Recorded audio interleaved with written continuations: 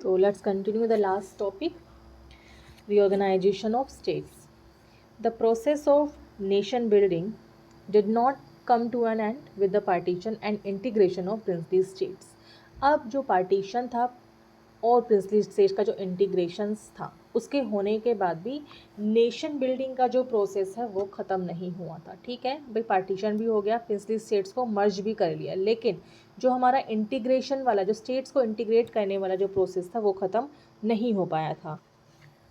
Now the challenge was to draw the internal boundaries of the Indian states. अब एक नया challenge ये था कि इंडिया के अंदर के स्टेट्स की बाउंड्रीज कैसे बनाई जाए। ठीक है, अब सारे स्टेट्स हमारे साथ आ गए थे, प्रिंसली स्टेट्स हमारे साथ आ गए थे, तो अब हम कैसे इंडिया को स्टेट वाइज डिवाइड करें। ठीक है, ये क्या था, एक सिर्फ एडमिनिस्ट्रेटिव पार्टीशन नहीं था। अगर हम बात करें इसकी तो ये सिर्फ एक एडमिनिस्ट्रेटिव डिवीज़न का मैटर ही नहीं था। केवल बाउंड्रीज ऐसे ड्रॉ करनी थी कि देश की हमारी लिंग्विस्टिक और कल्चरल डाइवर्सिटी दिख सके, लेकिन देश की यूनिटी पर असर ना पड़े। ठीक है, डाइवर्सिटी तो दिख, तो जैसे अगर हम आज के टाइम पे देखें, हमें पता है कि साउथ में सिर्फ तमिल बोलने वाले हैं, है ना, वो लैंग्वेज के बेस पर अलग हैं। तो इस तरह की डाइवर्सिटी तो हो, लेकिन उसका हमारी यूनिटी पर कोई असर ना हो।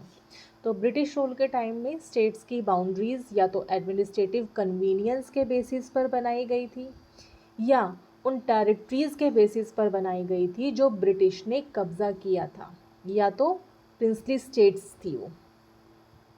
तो हमारे फ्रीडम मूवमेंट जो थे इन बाउंड्रीज़ को आर्टिफिशियल मानकर रिजेक्ट करते थे। ठीक है, उनका ये कहना था ये जो बाउंड्रीज़ बनाई गई हैं अकॉर्डिंग टू ब्रिटिशर्स वो सिर्फ बेकार है, तो उन्होंने उसको रिजेक्ट कर दिया और ये वादा किया कि स्टेट्स का जो निर्माण होगा, जो फॉर्मेशन होगी, वो लिंग्विस्टिक प्रिंसिपल्स पर बेस्ड होगी। ठीक है, वो लैंग्वेज के बेस पर होगी। तो 1920 को नागपुर सेशन हुआ। उस नागपुर सेशन के बाद ये लिंग्विस्टिक जो प्रिंसिपल्स थे कांग्रेस पार्टी के खुद के रीऑर्गेनाइजेशन में इम्प्लीमेंट किए गए थे। ठीक, कई कांग्रेस कमेटीज़ लिंग्विस्टिक जोन के हिसाब से बनाई गई थी, जो लिंग्विस्टिक के बिहाफ पे काम करेंगी, जो ब्रिटिश इंडिया के एडमिनिस्ट्रेटिव डिवीज़न को फॉलो नहीं करती थी। इंडिपेंडेंस और पार्टीशन के बाद जो सिचुएशंस थी, जो चीज़ें थी, वो बदल गई थी काफ़ी ज़्यादा। लीडर्स को लगने लगा कि अगर हम लैंग्वेज के बेस पर स्टेट्स बनाएंगे तो देश में जो है बिखरना, डिसइंटीग्रेट हो सकता है, हमारी जो देश की यूनिटी है वो डिसइंटीग्रेट हो सकती है। तो उन्हें ये भी लगा कि इससे लोग देश के सोशल और इकोनॉमिक चैलेंज से जो ध्यान है वो अपना हटा देंगे। तो इसीलिए the central leadership decided to postpone matter. उन्होंने क्या डिसाइड किया कि लैंग्वेज के बेसिस पर रीऑर्गेनाइजेशन को पोस्टपोन कर देते हैं। The need for postponement was also felt because the fate of the princely states had not been decided. Also, the memory of the partition was still fresh.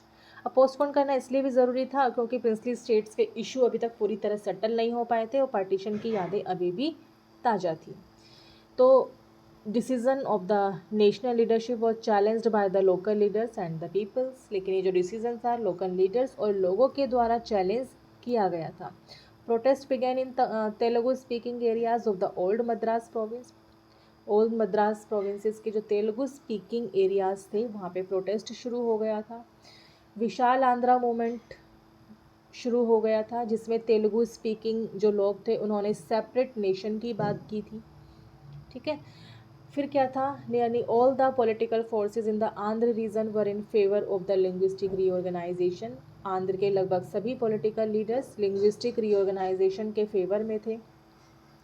Potty Sriramulu went on the identified fast that indefinite fast that led to his death after 56 year।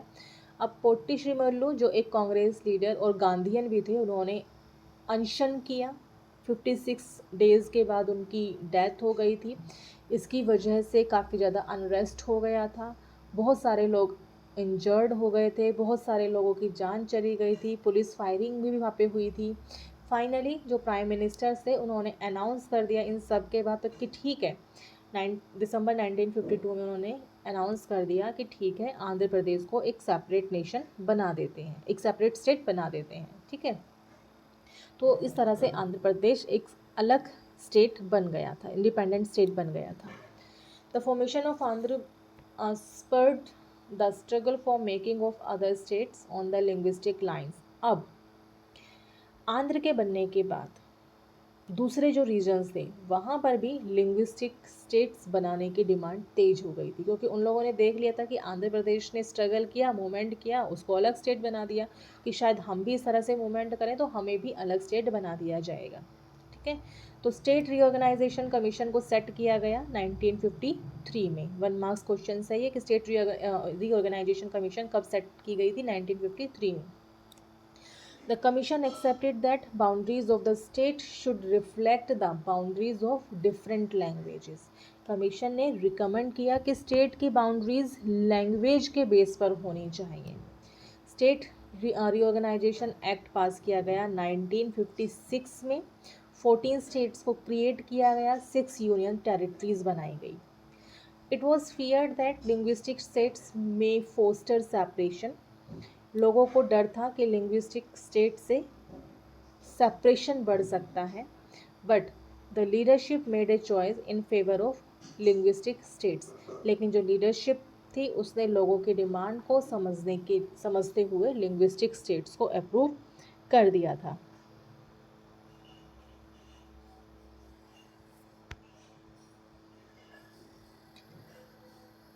It was hope that this would reduce the threat of division. उम्मीद ये की जा रही थी कि अगर सबकी regional identity को एक्सेप्ट किया गया तो डिवीज़न होने का खतरा कम होगा।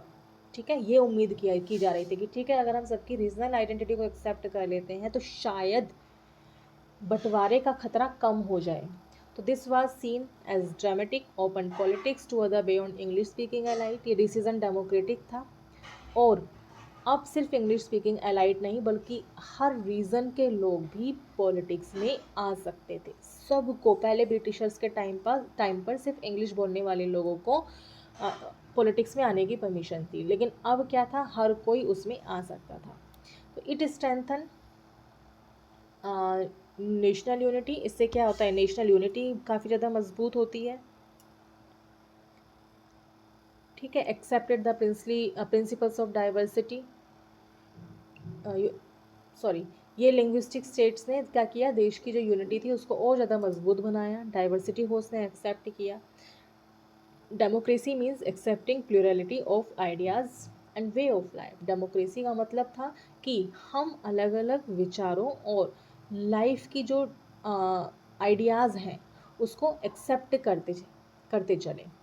ओके, तो that is all about your chapter. ये चैप्टर आज हमारा कंप्लीट हो गया है। अब एक बार हम ये और देख लेते हैं, fast forward creations of new states. ठीक है, ये कुछ और न्यू स्टेट्स का क्रिएशंस हुआ था। Like bilingual Bombay states was divided into Maharashtra and Gujarat in 1960। Bombay जो कि बिलिंगुअल स्टेट्स थी, गुजराती और मराठी बोलने वाले लोगों का, तो 1960 में ये 2 स्टेट्स में डिवाइड होकर रह गया था, महाराष्ट्र और Gujarat. Punjab also was reorganise in 1966। Haryana और हिमाचल प्रदेश कार्व्ड आउट। ठीक है, इसमें से हरियाणा और हिमाचल प्रदेश को अलग कर दिया गया था। North east Meghalaya, Manipur, Tripura became separate state in 1972। ये भी 1972 में एक सेपरेट स्टेट बन गए थे। मिजोरम, अरुणाचल प्रदेश 1987 में क्रिएट हुए थे और 1963 में नागालैंड क्रिएट हुआ था। 2000 में छत्तीसगढ़, उत्तराखंड और झारखंड को क्रिएट किया गया था।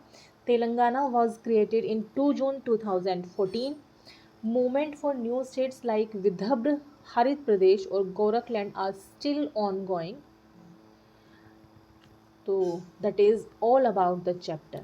Okay, आपका चैप्टर यहीं ख़त्म होता है। कोई भी अगर आपको किसी भी टॉपिक में प्रॉब्लम है तो you can ask me directly in your class और in any questions in my personal DM. Okay, so thank you. Have a nice day.